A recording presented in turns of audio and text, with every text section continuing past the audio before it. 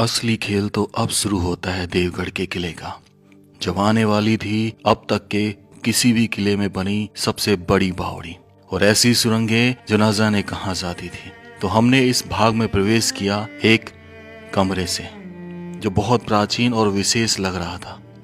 इसके झरोखे में से गुजरते हुए हमें समझ में आ गया था कि ये किसी राजा साहब के किसी खास आदमी का एक कमरा था और इस कमरे में एक और गुप्त कमरा। इसके रहस्य को जानने के लिए हमें इसके अंत तक जाना पड़ा।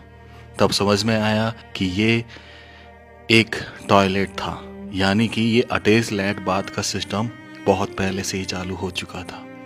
इससे बाहर निकलकर हम प्रवेश करते हैं इस चौक पर बनी बावड़ी में, जिस पर हम खड़े हैं। इसी के नीचे वो विशाल बावड़ी थी, लेकिन इसमें अंदर प्रवेश करते समय मेरे साथ कुछ ऐसा होता है जिसे मैं बयां नहीं कर सकता। मानो मेरे शरीर के जितने भी रोंगटे थे सब खड़े होने वाले थे। डर के मारे कहते हैं ना कि हवा खराब होने वाली थी, और उसका कारण था अचानक इस अंधेरे में लाइट का बंद हो जाना। काफी कोशिश करी कैमरामैन ने, लेकिन लाइट नहीं जली। फिर मैंने उससे लाइट ली और उसको ऑन किया।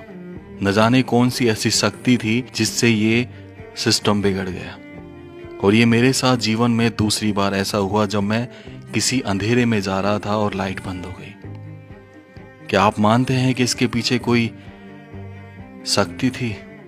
चलो, फिर मैंने देखा इस विशाल बावड़ी को, ऐसी बावड़ी को जिसको मैं निहारता ही रहा। अद्भुत, कैसे बनाई होगी उस समय ये बावड़ी इतनी ऊंचाई पर।